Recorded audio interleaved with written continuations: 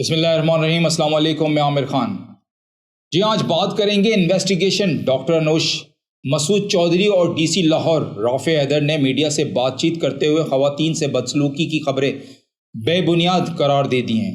ان کا کہنا تھا کہ جیل میں موجود خواتین کو میڈیکل کی سہولت بھی دی جا رہی ہے۔ خواتین ماہر نفسیات بھی جیل میں موجود ہیں۔ کسی کو کوئی طبی مسئلہ ہے تو علاج کی سہولت موجود ہے۔ ایس ایس پی انویسٹیگیشن کا کہنا تھا کہ پی ٹی آئی کی 10 خواتین کوٹ لکھپت جیل میں ہیں۔ پنجاب کی جیلوں میں پی ٹی آئی سے تعلق رکھنے والی صرف 7 خواتین قید ہیں۔ ان میں سابق صوبائی وزیر صحت ڈاکٹر یاسمین راشد اور مشہور ڈریس ڈیزائنر اور سابق آرمی چیف آف نواز جنجوہ کی نواسی خدیجہ شاہ شامل ہیں۔ پنجاب کے انسپکٹر جنرل جیل خانہ جات میاں فاروق نذیر نے کہا کہ ہمارے پاس پی ٹی آئی کی صرف 7 خواتین ہیں، جن میں ڈاکٹر یاسمین راشد اور خدیجہ شاہ بھی شامل ہیں۔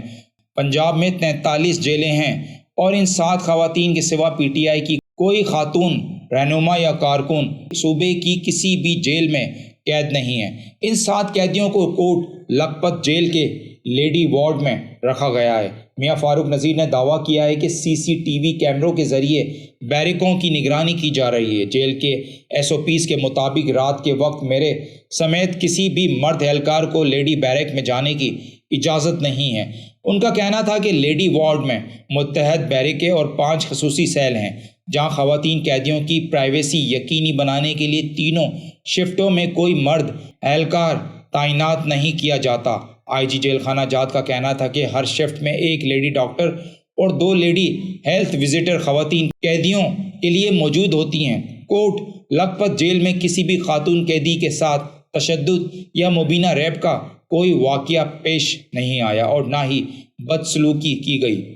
میں تو صرف یہاں یہی پوچھنا چاہوں گا کہ پنجاب کے انسپکٹر جنرل میاں فاروق نذیر صاحب سے اور S S P investigation doctor Anoosh Masood Chaudhry اور ڈی سی لاہور رافع حیدر سے کہ یہ جو ساری باتیں آپ بتا رہے ہیں، یہ تو ایسا لگ رہا ہے پاکستان کی جیل نہیں، امریکہ کی جیل کی آپ بتا رہے ہیں کہ آپ نے ان کو علاج کی سہولتیں بھی دیں، آپ نے ان کو ساری میڈیکل کی سہولتیں بھی دیں، لیڈیز کا عملہ وہاں تعینات کیا ہوا ہے، سہولتیں جو آپ نے بتائی ہیں ماہر نفسیات کی اور وہاں موجود ہیں سب کچھ، پر جو کلپس سوشل میڈیا پہ وائرل ہیں کہ ان پہ کس طرح تشدد کیا گیا اور کس طریقے سے آپ نے خدیجہ شاہ کو آپ دیکھیں کہ کس طریقے سے آپ نے ان کو پیش کیا گیا عدالت میں جیسے وہ کوئی ڈیتھ کی جو ہے مجرم ہے۔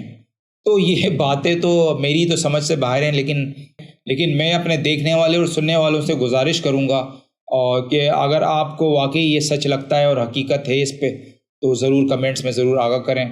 ابھی تک کے لیے اتنا ہی، اپنا خیال رکھیے گا، اپنے اس چینل کو لائک، سبسکرائب اور آگے شیئر کریں۔